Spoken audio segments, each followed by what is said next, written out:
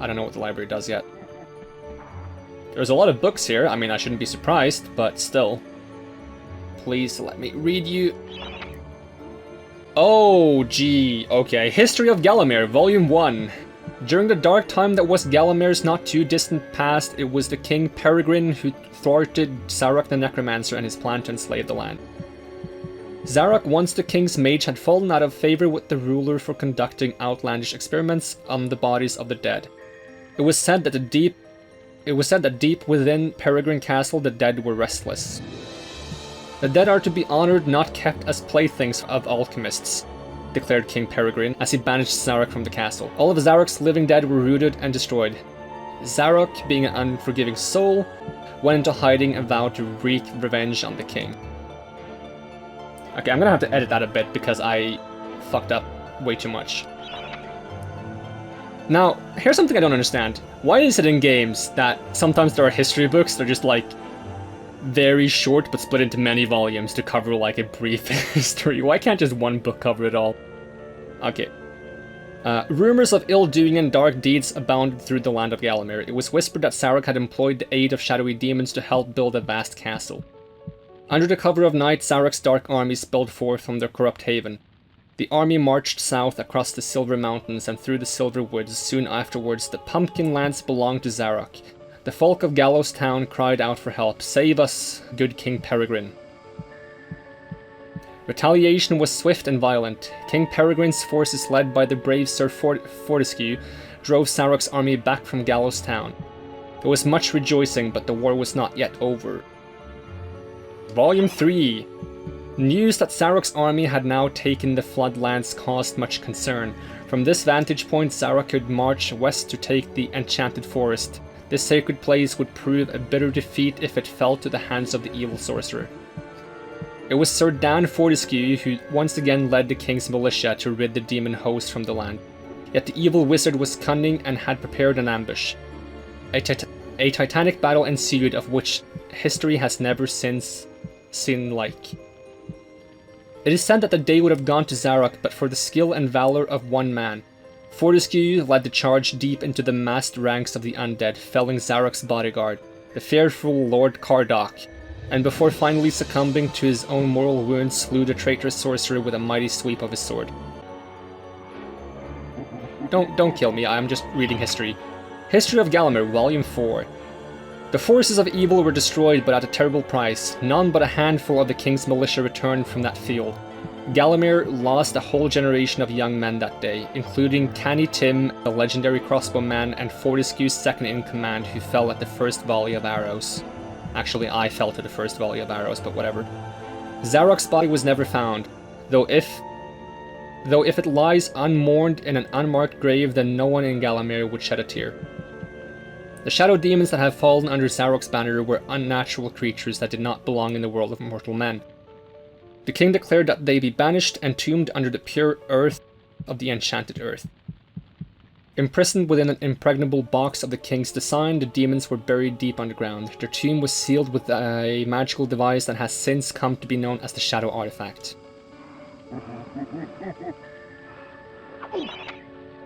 Tourist Guide to Gallowmere Part 1.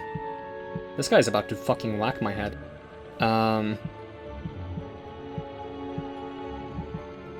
Alright, the land of Gallowmere is a wondrous land of breathtaking sights and adventure. Isn't breathtaking in one word?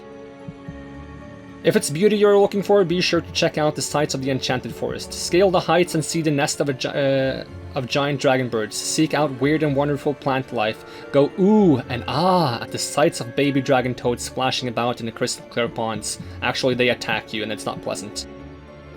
Why not take a walk through the Pumpkin Valley? Pumpkin is Gallomere's favorite dish, and about now the valley is just bulging under the weight of young podling awaiting harvest. Young podlings, my bad. Tourist Guide to Gallowmere Part 2. If it's a mystery you're looking for, then the seasoned adventurer should travel to the ruins of King Peregrine's castle. Yes, this is the fortress from which the fabled King Peregrine once hailed. It is said that the king's crown was lost in the dungeons below the castle and that the ghost of the regent himself now haunts those cold stone passageways. Spooky. Why not take to the swamps and seek out the mythical town of Mellowmead? This place was once said to be a place of fantastical arcane alchemy, but an age has passed since it was consumed by the murky swamps. Perhaps the great treasure awaits any adventurer that can locate the watery resting place.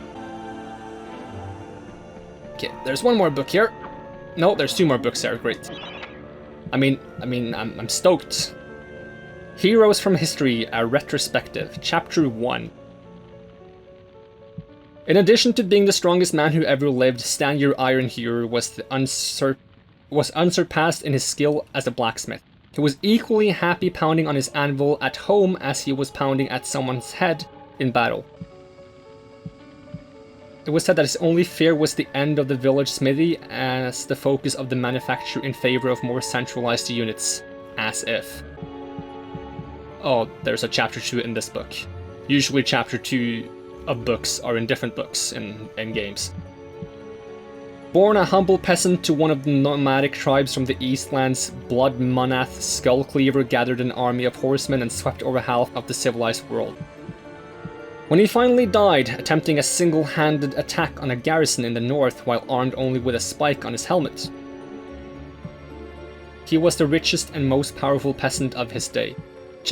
How long is this? Chapter 4, 5, 6, 7, 8, 9. Oh my god, I can't read that much.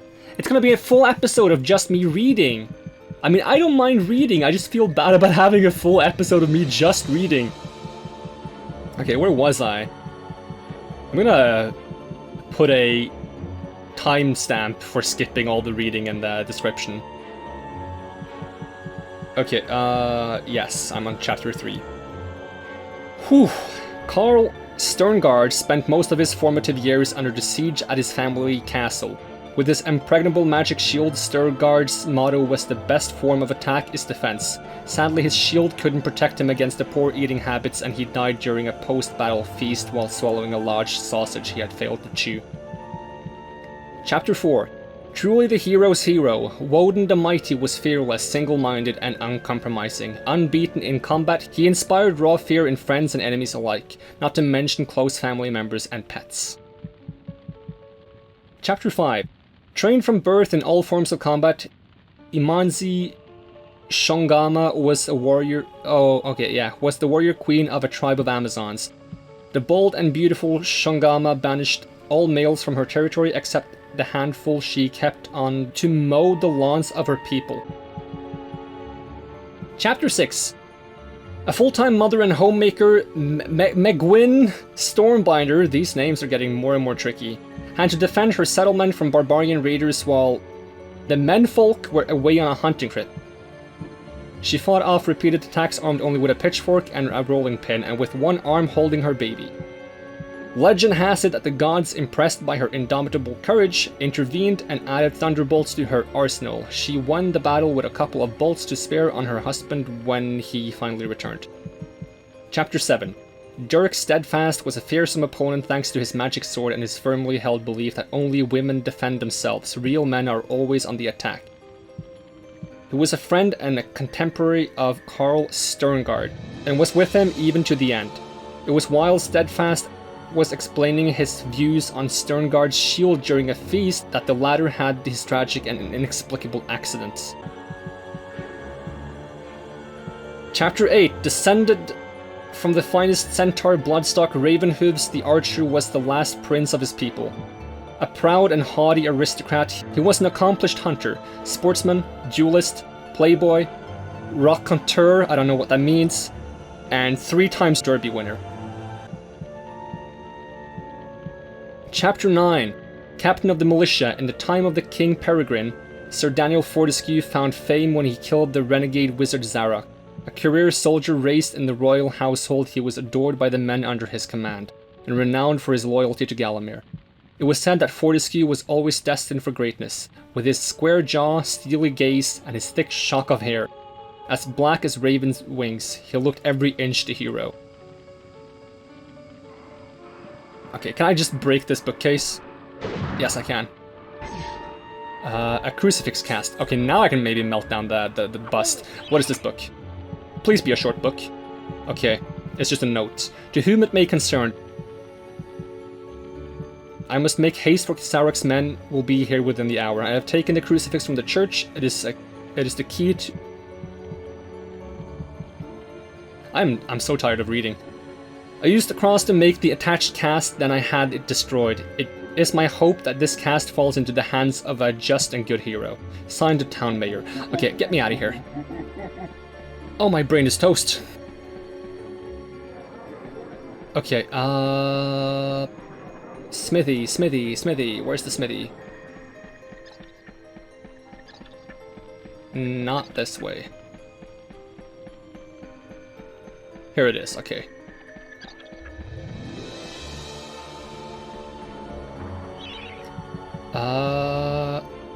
No.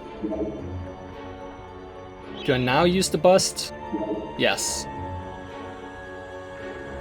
And do I have to heat it up? I mean, I'm trying. Maybe I just jump on it. Okay, that works.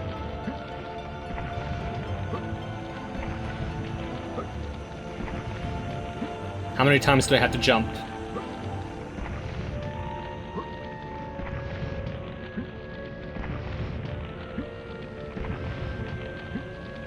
Okay, I'm gonna jump faster. Maybe that helps. I'm not seeing any progress at all. I'm seeing a lot of black smoke. Am I missing something? Oh, finally. Okay. To the church!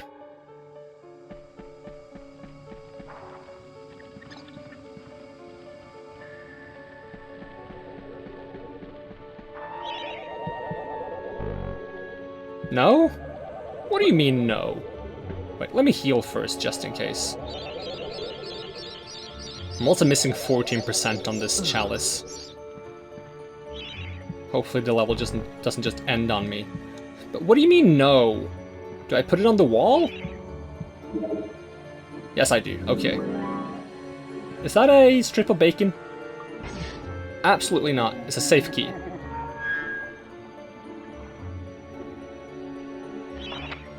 Dear Sir or Madam, on my travels across Gallowmere I have come across many mysterious and enchanting finds. However, that which filled me with deepest dread was the discovery of the tomb of the Shadow Demons. The key to their dank prison, the mysterious Shadow Artifact, is now in my possession.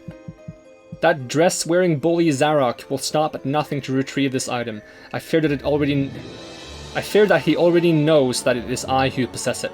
Yours fearfully, the town mayor. Okay.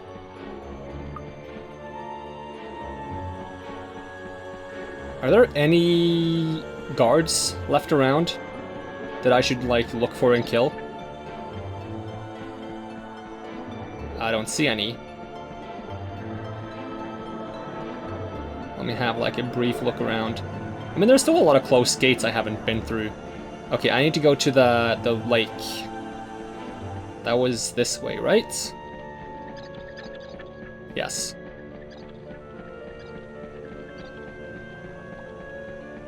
Alright, don't mind me. I'm just gonna run past you and get stuck in a gate. And I'm locked in. Great. What enemies await me here? A giant wall? Some kind of building, perhaps? Wait, can I not jump on the haystacks? I can.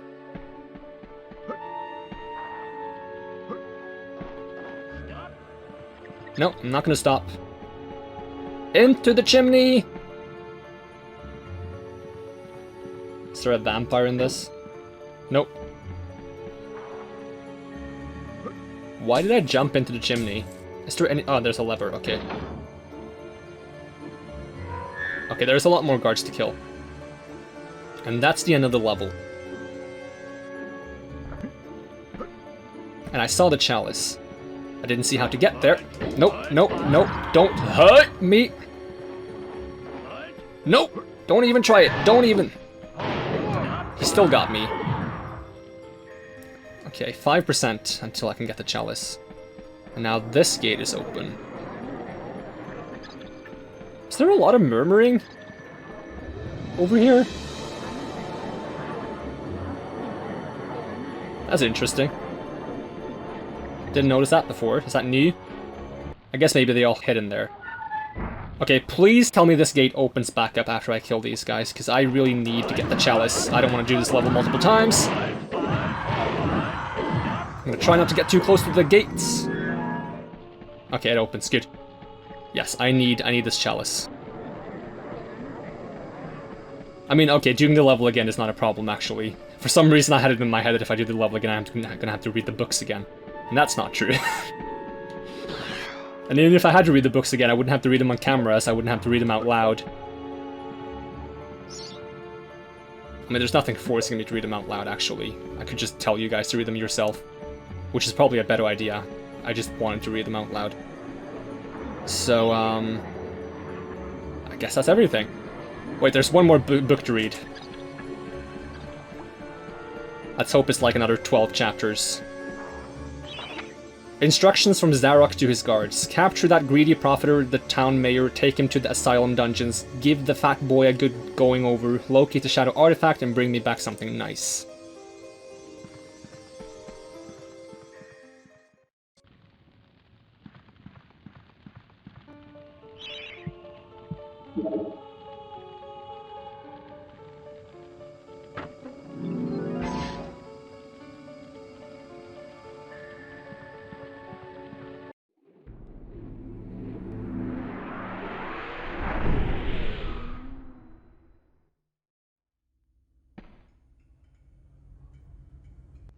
Back and forth like a supernatural yo-yo. Maybe the master will make it harder to find those magic egg cups. What? Oh. Oh, okay, yeah. I get it. My brain is still toast from that library. I'm not a big book person. I think I've only read like 3 books in my entire life. Alright, this guy's glowing now. But I was told that I can actually choose who I want to talk to at this point. So you have the axe. I cannot talk to the guy with the sword. In which case I'm going to go with the guy with the shield. I don't know why I can talk to the centaur again though. Unless that's how I get the flame arrows. He mentioned flame arrows, but I don't know how to get flame arrows. But I would like a shield that maybe doesn't break? Maybe? Ah, Herr Fortescue, you are back on the battlefield, yeah? This is good. People say to me, Sturmgard, what do you think of this sword or that axe? But I say to them, nein! Modern warfare is a question of science, the science of shields. I think maybe you should take my shield, yeah? It is magic, Herr Fortescue. Some say it is better to have a magic sword than a magic shield, but I say to use it, this is rubbish! So long as you use it properly, the shield will make you invincible!